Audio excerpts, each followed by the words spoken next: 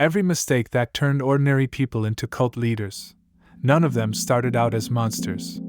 Jim Jones was a hospital chaplain who visited the sick. Charles Manson was a small-time con artist nobody took seriously. Marshall Applewhite taught music at a Presbyterian college. David Koresh was a shy kid who couldn't read until he was in his teens. Keith Raniere was, by every account from people who knew him early on, forgettable.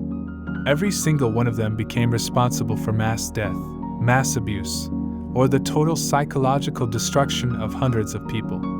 This isn't a story about evil arriving fully formed. It's a story about the specific, identifiable mistakes, theirs, and the people around them, that turned ordinary men into cult leaders.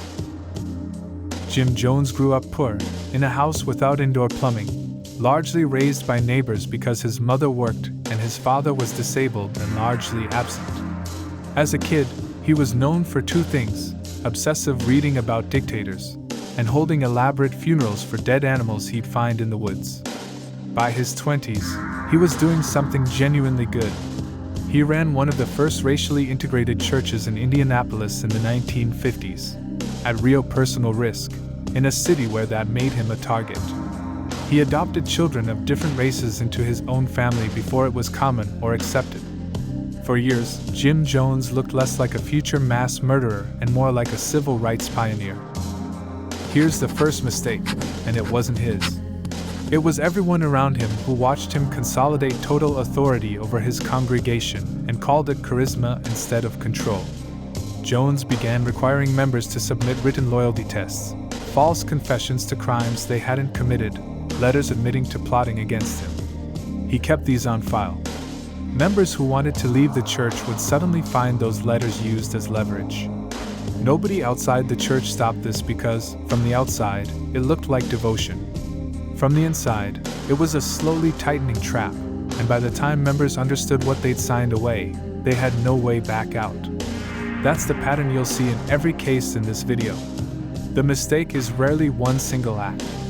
It's the moment the people around a future cult leader mistake control for conviction and do nothing. When journalists in California started investigating People's Temple in the mid-1970s, Jones didn't correct course. He moved roughly 1,000 of his followers to a remote jungle compound in Guyana, Jonestown, cutting them off from outside contact, outside information, and any realistic way to leave. On November 18, 1978, after a visiting congressman was murdered trying to help defectors leave, Jones ordered his followers to drink cyanide-laced punch. Armed guards ensured compliance. Over 900 people died, including more than 300 children. The mistake wasn't the poison. The poison was the end of a chain of mistakes that started decades earlier, the first time someone let him hold power nobody was watching. Charles Manson spent more of his life in institutions than out of them. Reformed schools, juvenile detention, federal prison. By the time he was released in 1967, he'd spent over half his life incarcerated for theft, forgery, and pimping. He was, by his own later admission, institutionalized to the point that he didn't know how to function outside prison walls. He was not intelligent in any conventional sense. He never held real power, never built anything, never led anything, until he was released into Haight-Ashbury at the exact moment thousands of disillusioned young people were arriving with nowhere to go, and no one questioning who they followed. The mistake here belongs to a culture, not an institution. The counterculture of the late 1960s was built on a specific idea: distrust authority, trust the group, don't ask too many questions about anyone claiming to have transcended ego. That idea, good faith as it was, created a blind spot exactly Manson's size. He didn't recruit runaways and drifters with force. He recruited them with attention, a rare commodity for young people whose families had already failed them. He gave them a place to belong, then slowly made that belonging conditional on obedience, drug use, and isolation from anyone who might pull them back out. By 1969, Manson had convinced a group of his followers that a race war he called helter-skelter was coming, and that murders committed by his followers would trigger it. On August 8th and 9th, 1969, members of the Manson family murdered 7 people, including actress Sharon Tate. Manson himself was present for none of the killings. He never needed to be. He built total obedience in people who had nothing left to lose, and let them do it for him. Marshall Applewhite was a college music professor who lost his job amid a personal and professional scandal, was hospitalized for what he described as a psychiatric crisis, and emerged from that hospitalization convinced he'd had a religious awakening. In the hospital, he met a nurse named Bonnie Nettles, who told him she believed he had a divine purpose. The mistake was believing that a personal crisis was a message rather than a symptom, and finding someone willing to confirm it instead of someone willing to question it. Applewhite was, by multiple accounts, in genuine psychological distress. Nettles didn't get him help. She built a belief system around his distress and made herself his co-prophet inside it. Together they founded what would eventually become Heaven's Gate, built on the belief that Earth was about to be recycled, and that the only way to survive was to shed the human body and ascend to a spacecraft they believed was trailing the Hale-Bopp comet.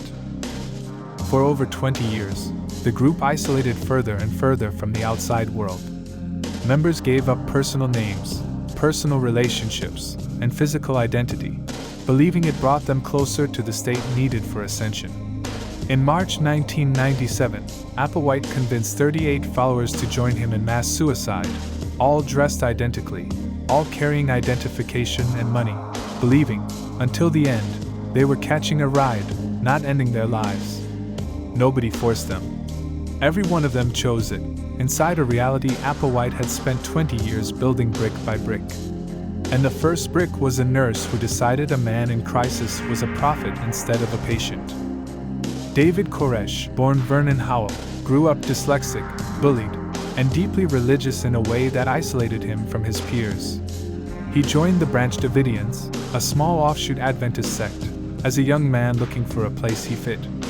The mistake was structural, and it belongs to the group itself.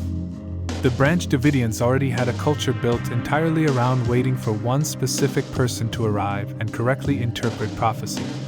That structure doesn't need a good leader. It only needs someone confident enough to claim the role. Once Koresh outmaneuvered the group's aging leadership for that position, the group's entire belief system did the rest of the work for him. Once installed as the group's prophetic authority, Koresh began taking multiple spiritual wives, some very young, while requiring other married men in the group to remain celibate. It went unchallenged for years, because the group's own founding rules had already established that whoever held his position could not be questioned. The compound also stockpiled illegal weapons, which drew federal attention. In February 1993, a raid triggered a gunfight, followed by a 51-day standoff. On April 19th, the standoff ended in a fire that killed 76 people inside the compound, including Koresh and more than 20 children. Koresh didn't invent the mechanism that gave him unquestionable authority. He inherited it. The real mistake happened a generation earlier, when a group decided one man's word should never be checked against anyone else's. Keith Raniere doesn't fit the image the other four cases build. No robes, no compound, no mass death. He founded Nexium, marketed publicly as a self-help and executive coaching organization, and for over a decade it was taken seriously by wealthy donors, actors, and business leaders. The mistake here is the most modern, and arguably the most preventable, an entire industry, self-help, executive coaching, personal development, that runs almost entirely on unverified claims of transformation, with no outside body checking whether the results being sold are real. Raniere didn't need a jungle compound to isolate people. He needed a curriculum vague enough to always demand the next expensive level, and a culture around him unwilling to ask what was actually happening inside the advanced levels. It took 2 decades and an outside journalist's investigation, not internal accountability, to unravel what was actually happening inside the organization's most secretive tier. Raniere was convicted in 2019 on serious federal charges and sentenced to 120 years. Every other case in this video needed geography, a compound, a jungle, a standoff. Raniere needed none of it. He proved the mechanism works just as well inside a well-lit conference room in upstate New York, as long as nobody outside the room is checking. Look at these 5 cases side by side, and the individual men start to matter less than the pattern connecting them. None of them seized power through force. Every one of them was handed it, by a congregation that mistook control for devotion, a counterculture that mistook charisma for enlightenment, a nurse who mistook crisis for prophecy, a sect that had already agreed never to question its own leader, and an industry that never checks what it's actually selling. The mistake was never really about the man at the center. It was about the moment, in every single case, when the people who could have asked a hard question chose not to, and by the time anyone did ask, it was already too late to matter. That's the ledger this channel is going to keep open. Every mistake on record. If you want to see how it ends when the questions never get asked at all, I'm covering how every one of history's major cults eventually collapsed, starting with part 1, next week.